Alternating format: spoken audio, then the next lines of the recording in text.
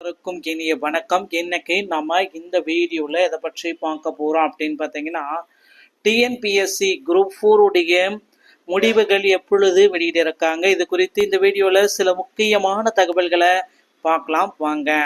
TNPSC கிட்டத்தட்ட 2 மாதங்கள் ஆகியது குரூப் 4 உடைய தேர்வு நடத்தி. ஸோ இப்போ இருக்கிற சுச்சுவேஷன் பிரகாரம் வந்து பார்த்தீங்கன்னா, நீங்கள் எல்லாருமே எதிர்பார்த்த மாதிரி குரூப் 4 உடைய முடிவுகள் எப்பொழுது வெளியாகும். ஸோ எல்லாருமே சொல்லிட்டே இருக்காங்க 90 நாட்கள்ல குரூப் 4 உடைய முடிவுகள் வெளியாகும் அப்படின்ட்டு. ஆனால் டிஎன்பிஎஸ்சி சார்பாக நமக்கு வந்த அறிவிப்பின் பிரகாரம் எப்பொழுது வேண்டுமானாலும் இந்த குரூப் 4 உடைய முடிவுகள் வெளியிடப்பட வாய்ப்புகள் அதிகமாக இருக்கு. ஸோ 90 நாள்ன்றது அதிகபட்ச வரம்பு தான். ஆனால் அதுக்குள்ளாரையே குரூப் 4 உடைய முடிவுகளை நாங்கள் வெளியேற்றுவோம் அப்படின்ட்டு டிஎன்பிஎஸ்சி சார்பாகவே சொல்லிட்டு இருக்காங்க. ஸோ டிஎன்பிஎஸ்சியை பொறுத்த வரைக்கும் நிறைய பேர் வந்து பார்த்தீங்கன்னா மறுதேர்வு, இந்த குரூப் 4 உடைய எக்ஸாம் வந்து பார்த்தீங்கன்னா மறுதேர்வு நடத்தலாமா வேண்டாமா அப்படின்ட்டு யோசிச்சுட்டு இருக்காங்க. பல தரப்பு கோச்சிங் சென்டரும் சரி, அதில் படிக்கிறவங்களும் சரி, இந்த தேர்வை ரத்து செய்யுங்க அப்படின்ட்டு போராட்டங்களே நடத்திட்டு வராங்க. ஸோ தேர்வுக்கு படிப்பவர்கள் எல்லாமே சென்னையில் வந்து நிறைய பேர் போராட்டங்கள் நடத்துகிறாங்க. ஸோ போராட்டங்களுடைய முடிவுகள் என்னவா இருக்கும்? ஸோ இப்படி வந்து பார்த்தீங்கன்னா தொடர் போராட்டங்களால் டிஎன்பிஎஸ்சியே நிலை குழம்பி இருக்கு அப்படின்னு கூட நம்ம சொல்லலாம். தொடர்ந்து போராட்டங்கள், அடிக்கடி போராட்டங்கள்னால குரூப் 4 உடைய ரிசல்ட்டே நமக்கு உடனடியாக வெளியிட வாய்ப்பு இருக்கு.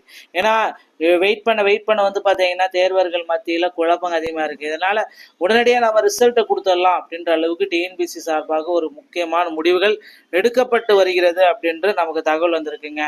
ஸோ அதனால் நீங்கள் போராட்டம் நடத்த என்னன்னா டிஎன்பிஎஸ்சி சார்பாக இன்னும் ஒரு வாரம், அதிகபட்சம் இன்னும் ஒரு வார கால அளவில் இந்த குரூப் 4 உடைய ரிசல்ட்டை பப்ளிஷ் செய்யப்படுவதற்கு வாய்ப்புகள் அதிகமாக இருக்குது.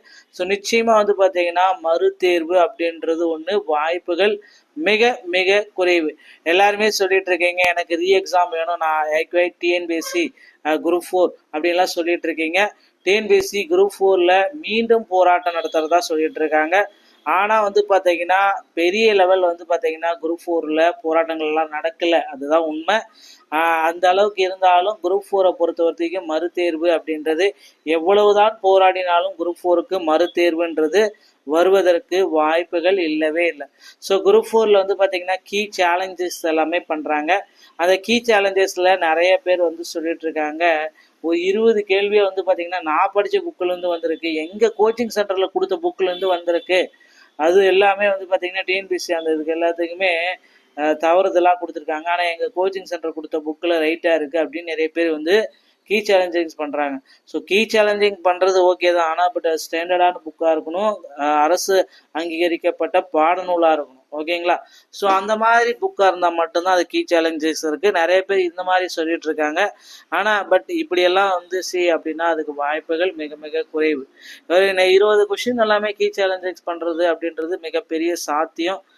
பெருசாக லெவல்லலாம் எடுக்க மாட்டாங்க. ஒரு 5லேருந்து ஒரு 3 கொஷின் மட்டும் கீ சேலஞ்சஸில் நிறைய பேர்த்துக்கு வந்து மாறுதலுக்கு உட்படும். அந்த மாதிரி தான் மாறுமே தவிர பெரிய லெவலில் கீ சேலஞ்சிங் நடப்பதற்கு வாய்ப்புகள் இல்லவே இல்லை. ஸோ இதுதான் இப்போ இருக்கிற ஆஸ்பரோடைய குரூப் 4 உடைய முக்கியமான அப்டேட்டு அப்படின்னு சொல்லலாம், ஓகேங்களா? At the one of the exam இதில் குரூப் 4, ஓகேங்களா? ரீ எக்ஸாம் வாய்ப்பே இல்லை. ஸோ ஃபுல் ஃபயர் ஸ்டடிக்கு படுத்துக்கோங்க, அடுத்த எக்ஸாம் படித்து வச்சுக்கோங்க. இப்போ வந்து பார்த்தீங்கன்னா இந்த ரீ எக்ஸாம் அப்படின்றது no chance to re exam, அதனால் படிச்சுக்கலாம். இப்போ வந்து பார்த்தீங்கன்னா இன்னொரு விஷயத்த நான் சொல்ல போகிறேன். இப்போ வந்து கட் ஆஃப் மதிப்பெண்கள், இந்த கட் ஆஃப் மதிப்பெண்கள் மாறுதலுக்கு உட்பட்டது கண்டிப்பாக. ஸோ கம்யூனிட்டி வைஸாக நம்ம பார்க்குறப்போ உங்களுக்கு பேசிக்காக நான் ஓவரால் கட் ஆஃப் மட்டும் நான் உங்களுக்கு சொல்லிடுறேன். ஸோ இப்போ வந்து பார்த்தீங்கன்னா ஜிடி அப்படின்னா வந்து பார்த்தீங்கன்னா இந்த கட் ஆஃப் நீங்கள் பார்த்துருப்பீங்க, பார்த்தாலே உங்களுக்கு போதும். நிறைய டைம் நான் இந்த கட் ஆஃப் பற்றி நான் உங்களுக்கு தெளிவாக எக்ஸ்ப்ளனேஷன் நிறைய கொடுத்துட்டேன். ஸோ அதனால் பேசிக்காக நான் உங்களுக்கு என்ன சொல்கிறேன் அப்படின்னா, ஜிடி கேட்டகரி அப்படின்னு வரப்போ வந்து பார்த்தீங்கன்னா உங்களுக்கு விஏஓ, ஜூனியர் அசிஸ்டண்ட்டு, நான் security, ministerial service, forest assister வாட்சரு, forest card வாட்சரு, typist, snow typist, PSTM, இந்த மாதிரி வரப்போ எல்லா கேட்டகரிக்குமே வந்து இந்த ஜிடிக்கு வந்து மேக்ஸிமம் வந்து ஒரு 140 மதிப்பெண்கள் சேஃப் ஜோன், 140 to 45 ஜிடியில் இருந்தீங்க அப்படின்னா கொஷின்ஸ் வந்து ரைட்டாக இருக்கணும். 200க்கு இத்தனை கொஷின் ரைட்டாக இருக்கும். 145 கொஷின் ரைட்டாக இருந்துச்சு அப்படின்னா நீங்கள் 100% ஜிடியில் இருக்கிறவங்க சேஃப் ஜோன். அதே மாதிரி பிசியில் இருக்கிறவங்க 200க்கு 140 கொஷின் இல்லைன்னா 135 கொஷின்ஸ் ரைட்டாக இருக்கணுங்க. அதே மாதிரி பிசி முஸ்லீமும் 140 கொஷின்ஸ் ரைட்டாக இருக்கணும். அதே மாதிரி எம்பிசி மற்றும் டிஎன்சி இந்த மாதிரி கேட்டகரியில் வரப்ப பேசிக்காகவே 200க்கு 135 கொஷின்ஸ் நீங்கள் ரைட்டாக போட்டிங்க அப்படின்னா நிச்சயமாக உங்களுக்கு பணி வாய்ப்பு உறுதி. அதே மாதிரி எஸ்சி கேட்டகரி வரப்போ 130 கொஷின்ஸ் இருந்தாலே போதும். எஸ்சிஏ கேட்டகரி வரப்போ வந்து பார்த்தீங்கன்னா 125 கேட்டகரி. ஓகேங்களா? ஸோ எஸ்டி கேட்டகரிக்கு நம்ம பார்க்குறப்ப 120 கேட்டகரிங்க. ஸோ இந்த பிடபிள்யூ எக்ஸர்விஸ்மென் டிரான்ஜெண்டர் டிஸ்டியூட் விடோ இந்த மாதிரி கேட்டகரிக்கு வரப்போ பேசிக்காகவே உங்களுக்கு வெறும் 100 மதிப்பெண்கள் இருந்தாலே போதும். பிஎஸ்சிஎம் வச்சுருக்கீங்க அப்படின்னா நீங்கள் ஒரு 115 மதிப்பெண்கள் இல்லை 120 மதிப்பெண்கள் இருந்தால் தான் உங்களால் சேஃப் ஜோனுக்கே போக முடியுங்க.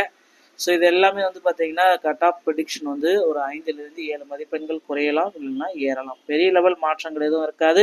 ஸோ குரூப் 4ல் அடுத்தடுத்த நிகழ்வுக்கு தயாராகி கொள்ளுங்கள். எக்ஸாம்ன்றது வாய்ப்பே இல்லை. நிறைய பேர் சொல்கிறாங்க, அதை நம்ப வேண்டாம்.